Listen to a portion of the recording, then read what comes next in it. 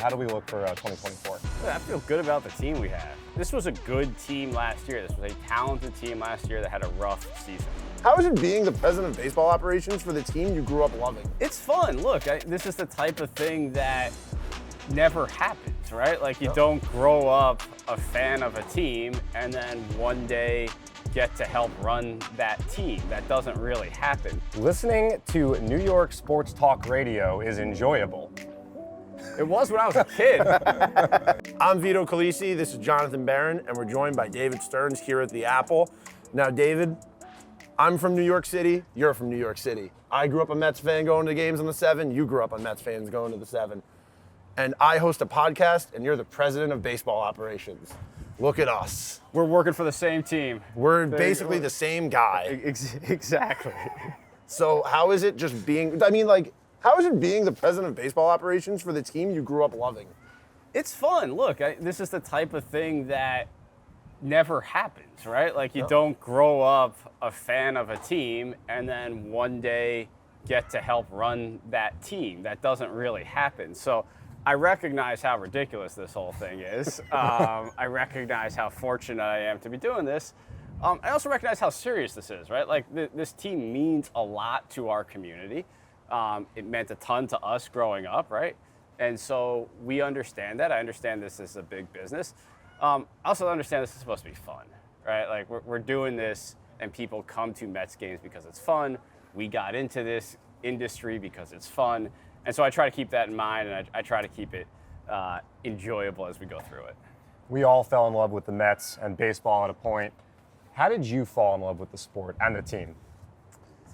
Man, it's like genetic, right? It's like you grow up in New York, and for a long time you either grew up in a National League Baseball fan or you grew up an American League Baseball fan. And my family was full of National League Baseball fans. My grandfather grew up in Brooklyn Dodgers fan. When the Dodgers left, he kind of stayed loyal to National League Baseball. The Mets show up, he becomes a big Mets fan. It just passed down to me. I don't think you have a choice in these matters. It's in the blood. And so that's kind of how it happened. And loved playing baseball as a kid. Loved going to Shea, and just fell in love with the whole experience. And very fortunate that I get to keep it a big part of my life. Where was your favorite place to sit at a game? Man, I would sit all over the place. For a while, I gravitated towards the mezzanine right by third base, so you could see into the Mets dugout. And we're talking Shea? We're talking Shea. So that would be the green level, right? Green level, Yes. Yep. Mezzanine, green level at Shea. And I thought that was a great view of the game. They say that was the best. Those seats were more expensive than some of the field seats because Really? people thought that was one of the best seats in the game. I thought that was awesome. You could see the whole field well. You were high enough so that you got perspective of everything. I always liked seeing into the Mets dugout. Yeah. So it was good. It was cool. I was a Loge guy. I was a big Loge guy. Yeah. I was the red seats. Yeah, the upper deck. Yeah, You I ever- liked it up there. Always went to visit the Tommy Agee mark up there. You right? had to. Yeah, it was a rite of passage. Right now, I'm a 508 guy, though. 508. 508. I saw the no-hitter there, so Very that's nice. special to me. That would be special. I'm still waiting to see one of those at a Mets game. So since we're all have Met fan origins, why don't we all share who our one singular favorite Met of all time is? I was driving in, I was thinking of mine. I know who it is. Do you have one? I mean, picking one is tough. I can give you different eras of Mets teams, but I grew up late '90s Mets for my team, Okay. so it's tough to pick against Piazza. All right. That would be the guy I would gravitate towards. How about you, Vito? Who's your guy? Well, look, I grew up with David Wright as my go-to Met. That's who I watched at my first game, everything. But I have a special connection to Mike Pelfrey.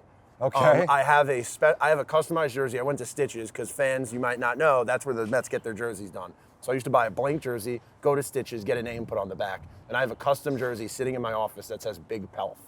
Very nice. For me, it's John Olerud. The late 90s also, I'm 32, so I kind of fell in love with it. Losing John Olerud, you look back and see how great of a Met he was. That 2000 team, just not having him there, that was a big blow. I know Todd Zeile was a great Met as well, but John Olerud, he wanted to go home to Seattle, and I get it. But John Olerud he was mine. There's a lot of great guys on this team. Spring training underway, a bit of a state of the union. Where do things stand, in your opinion, with the ball club? How do we look for 2024? I feel good about the team we have. I mean, this was a good team last year. This was a talented team last year that had a rough season. And we're bringing back the core of that team. I think we've made a number of additions that help lengthen out our roster, that remake parts of our pitching staff, and that allow us to have a little bit more depth to deal with the inevitable uncertainties and the inevitable craziness that happens over a 6-month season. So I feel really good about it. We've got a great vibe here early in camp. Guys are working hard. They're getting together. They're spending time together, which is always important at this early stage. So this is a fun time of year, right? We got everything ahead of us. We can think about all the possibilities that are going to happen over the course of the season, try our best to plan for them, and then we get to watch baseball. So it's not too bad. You mentioned additions, and one thing that you've excelled at in your career going back to Milwaukee is finding, so to speak, diamonds in the rough. Guys like Junior Guerra, guys like Eric Thames from Korea, trading for Travis Shaw and then having his home run total double. How do you identify those guys? How have you gotten so good at that? Yeah, it's not just me. I mean, to have stories like that, it takes an entire organization working together. So it takes an analytics group and a scouting group working together. It takes an executive group that's able to pull off transactions like that. It then takes a coaching staff that's able to get the absolute best out of the players. So this isn't a one-person thing where you're finding a player who hasn't performed at a certain level and then all of a sudden they perform. It's the entirety of the organization working together. And frankly, those are the types of acquisitions and the types of outcomes that are most enjoyable. The types where you look back and you can see how so many different segments of the organization help contribute to the success of a player and ultimately the success of a team. That's really cool. That's what's motivating about this job. That's why I love this job. When you have things like that come together. Now, one of those guys you worked with, Omar Minaya. You want to tell us a little bit about your relationship with Omar? Yeah. So Omar was the general manager here when I was an intern. And what was so cool about Omar is, as the general manager of the team, good teams. He would just walk down the hall to where us interns sat, and he would chat with us, and he would take us out to lunch, and he would make the effort to build those relationships, get to know us, care about us. And it was really cool. He's been a tremendous mentor for me throughout my career. He's always been there with a helping ear or a helping hand, advice when I needed advice. Pat on the back when I needed pat on the back, maybe a little bit of a kick when I needed a little bit of a kick. So very fortunate to have met him early in my career and fortunate that he's a friend today. I've heard some stories about Omar, and one of my favorites I heard from multiple people is that he would cold call them in the middle of the day and ask them questions as if he were the media, unprompted, to see what responses they would give him. I never got that treatment from Omar. That does not surprise me. Omar enjoyed having fun with people. He still enjoys having fun with people, so that doesn't surprise me. He called me one time to set up an interview we were doing with him a year ago, and I was at the zoo. And just me growing up a Mets fan, having to have a conversation with Omar Minaya while looking at a donkey was absolutely ridiculous. Like, do you still pinch yourself at moments like this walking around this campus? Yeah, it never stops being surreal a little bit. And I'm still taking the 7 train to Citi Field in the morning. So, you get off the 7 train, you're going to the ballpark, and every time I do that, I think about, man, I used to do this when I was 9 years old, 10 years old, going into Shea. And it's cool that I get to do this in this position now. As a New Yorker, what other teams did you grow up rooting for? I know you might offend some of the fan bases, but let's hear it. Yeah, so I was a little bit of a weird combination. And again, it was all family inherited. I was Mets, Giants, Knicks, Rangers. Okay, I mean, the football's the only odd one, but, I don't blame you for that. The Giants have won championships, and the Jets have it's worked out just made me miserable. So you're a Ranger guy. I grew up a Rangers fan, yeah, definitely. All right. They play tonight. They play the Stars. If you want to hit Duffy's, we could watch it possibly. There we go. Just chat about some more of those. We got nothing else going on. Just in case you want to do that. All right, we want to play a little game with you. Vito and I, we always love little bits. We love games. We love games here on the show. It's called Getting Stearn. So we are going to throw a takeout. And you're either going to tell us you agree with that or you're going to get Stearn with us. Okay. All right? So here's my first. I feel like I'm being tested here. No. Just be you. Okay. You've done quite well at this point. All right, good. All right, here we go. The first one. cheese is not good. No, cheese is good.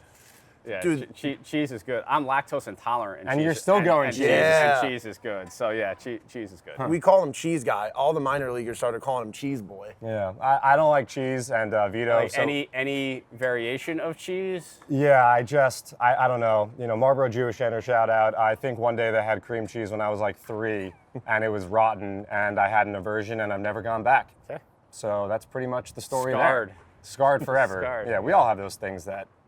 All right. We should do a mascot race at Citi Field, but with 4 slices of pizza with different toppings. That'd be fun. That'd be fun. You on that one? I could see that. That All works. right. All right. That works. We'll get it in the budget for 25. All right, the next one. Batting average should be replaced by WOBA on all broadcasts and scoreboards throughout baseball. You know what? I'm not on that. No? No, like batting average has its place, and it's helpful to be able to tie generations of fans together.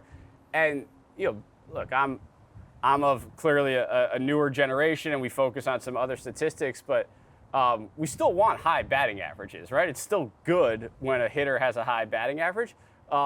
It's just that there are other parts of what a batter does that are really important too. But we're never rooting for lower batting averages. We like high batting averages. I think it's cool that a 300 hitter is a good hitter today and was a good hitter 20 years ago and was a good hitter 40 years ago. And I think there are some of those elements of our game that allow it to transcend generations that are good to keep around. The Mets win it all in 2006 if El Duque doesn't get hurt. Yeah. Yeah, I think that's. I mean, there were a number of injuries, right? Pedro. Yeah. Pedro, Steve Traxel takes a comebacker that messes up that entire series. So there was a lot that went wrong there. But yeah, the El Duque one's a big one. Right before the day before the LDS starts, and he hurts himself running the warning track. That was a tough one. All right, listening to New York sports talk radio is enjoyable. It was when I was a kid. it was when I was a kid. I grew up listening to the fans. So You're a big Mike guy? I was a Mike and the Mad Dog guy. I would listen to those guys. I would listen to Steve Summers. The schmooze. All those guys. So, I think I have a pretty good feel, and I understand the place for sports talk radio in this city, the importance of it. In my current job, I can't say I'm listening to it a ton these days, no? but I understand how it works in this city, the importance of it, and I certainly listened to it a lot as a kid. Be honest. Did you ever call? Never called. Never? Never Never? called. It's his first time, called. long time. Never. This guy All right. called all the time. Never. Yeah, I still maybe do, but under a different name. Never under my real name. So this has been happening to Jon a lot, and I want your take on this. Oh boy, here we go. Jon's been walking around the campus and being told he looks like you, and being mistaken for Couple you. times. It's funny because I walk around the campus and no one even notices me. They're all going over to him. Maybe they think Jon. That works for me. I get to walk around. I can watch practice, watch BP. No one says anything to me. If you want to trade spots one day, I mean, we Dude, can I try would love to something do the out. podcast with you instead.